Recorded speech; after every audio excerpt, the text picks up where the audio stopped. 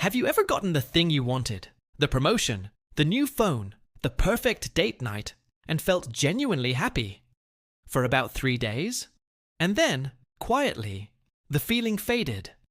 And you were back to scrolling, back to planning the next purchase, the next trip, the next milestone that was supposed to finally make you feel like enough. If that sounds familiar, I want you to know something important right away. There is nothing wrong with you. Your brain is doing exactly what it evolved to do. And once you understand the mechanism behind it, you can actually start working with your brain instead of against it. This is a video about why we keep searching for happiness in the wrong places, and what the research says actually works. Here's the strange truth. Human beings are remarkably bad at predicting what will make us happy.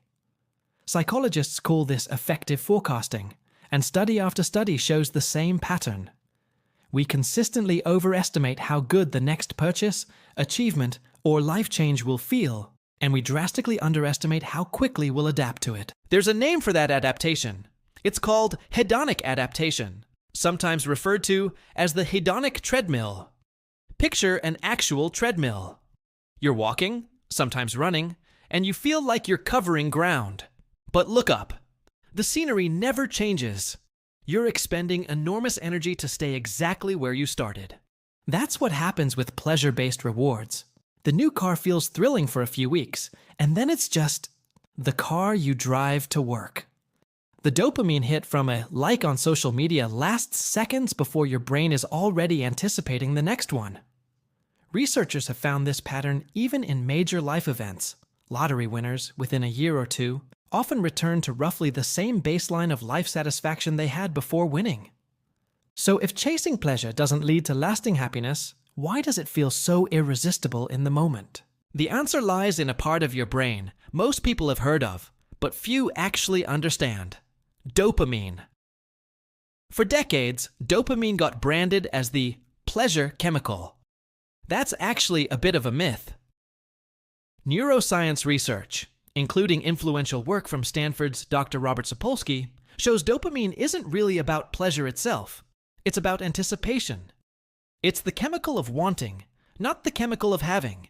Your brain releases dopamine when you anticipate a reward, when you see the notification badge, when you imagine how good that vacation will feel, when you picture the applause after the promotion. But once you actually get the thing, that dopamine spike drops fast. Your brain is already looking for the next hit of anticipation. This is precisely why pleasure and fulfillment are not the same thing, even though our culture often uses those words interchangeably. And understanding that difference is the key to everything we're about to talk about. Let's slow down and really define our terms, because this distinction changes everything. Pleasure is immediate, intense, and short-lived. Think of a good meal, a funny video, a shopping high. It activates that dopamine-driven anticipation reward loop we just talked about. It's not bad. Pleasure is a completely normal, healthy part of being human. The problem isn't pleasure itself. The problem is when we mistake it for the destination, instead of recognizing it as a brief stop along the way. Fulfillment is different. Psychologists often describe it using a term coined by Aristotle over 2,000 years ago, eudaimonia, a sense of flourishing that comes from living in alignment with your values, your relationships, and a sense of purpose. Fulfillment doesn't spike and crash the way pleasure does.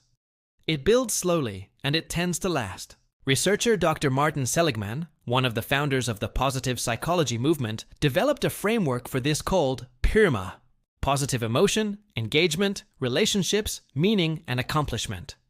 Notice that positive emotion, the pleasure piece, is just 1/5 of the model. The other 4 elements are all about depth, connection, and contribution, not intensity. Here's the mechanism that explains why we default to pleasure anyway, even when we intellectually know better.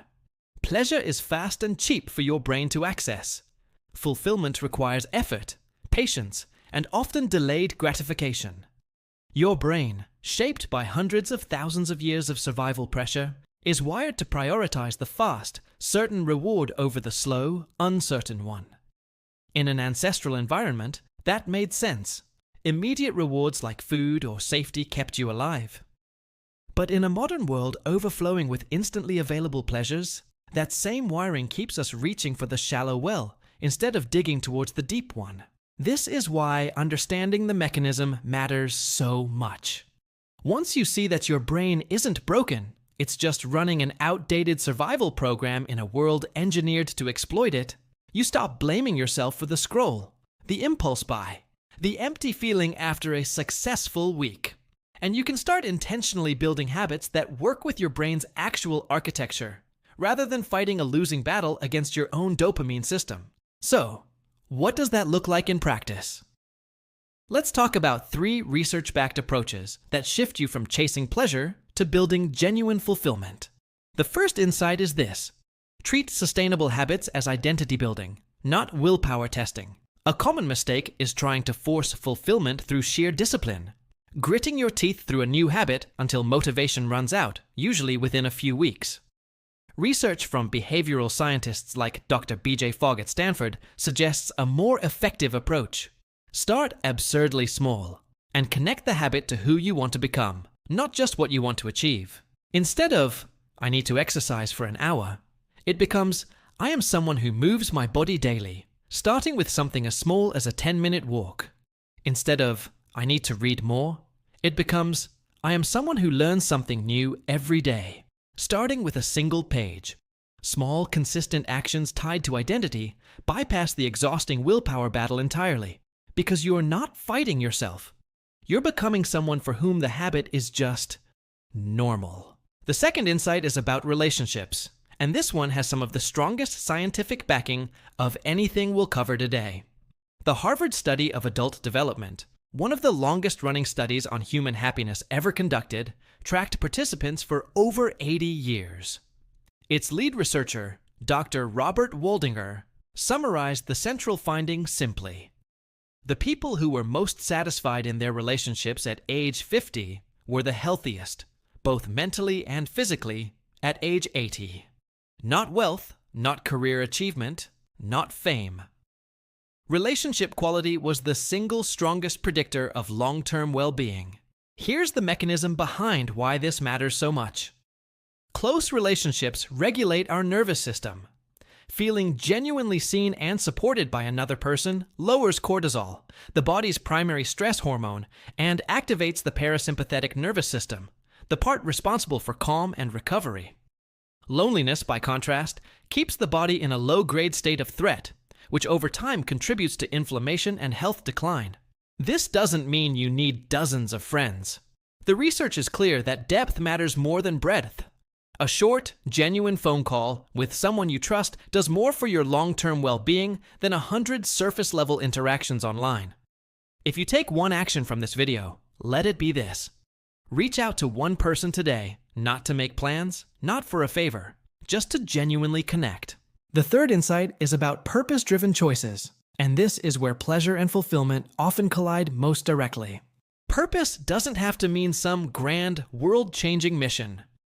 Research on purpose, including work by psychologist Dr. William Damon of Stanford, defines it simply as a stable, far-reaching goal that is both personally meaningful and contributes to something beyond yourself.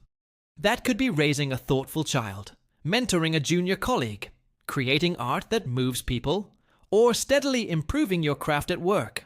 The mechanism here connects back to what we discussed earlier about dopamine and anticipation. When your daily choices are aligned with a larger purpose, even small, mundane tasks get infused with meaning. Studies on purpose and well-being have found that people with a strong sense of purpose report not only greater life satisfaction, but also better stress resilience, and even, in some longitudinal studies, longer lifespans. Purpose acts like a compass. It doesn't eliminate difficulty, but it makes difficulty feel worth enduring, which is a very different experience than pleasure-seeking, where difficulty simply feels like an obstacle to avoid. A simple way to start building this is what psychologists sometimes call values clarification. Ask yourself, in the moments I felt most alive, not most comfortable, but most alive, what was I doing? And who was I with? The answers usually point directly toward your underlying values, whether that's creativity, connection, growth, or contribution. Once you know your values, you can start making small daily choices that honor them, rather than choices driven purely by what feels good in the next 10 minutes. So, let's bring this all together. Your brain isn't malfunctioning when it chases pleasure. It's running exactly the program evolution gave it, seeking fast, certain rewards in a world that never used to offer so many of them so easily. But now that you understand the difference between the quick hit of pleasure and the slow build of fulfillment, you have something most people never get: awareness of the mechanism itself. That awareness is powerful. It means the next time you feel that pull toward another purchase, another scroll, another quick fix, you can pause and ask a simple question. Is this pleasure or is this fulfillment? Neither answer is wrong, but only one of them compounds over time into a life that actually feels meaningful when you look back on it. Start small. Build one identity-based habit. Reach out to one person today. Take one action aligned with what actually matters to you. Fulfillment isn't a single dramatic decision. It's the quiet accumulation of choices like these, made consistently over time. If this video helped you see your own patterns a little more clearly, consider subscribing. We're building a series exploring the psychology behind the everyday decisions that shape how we feel, and I'd love to have you along for the next one. Thanks for watching, and I'll see you in the next video.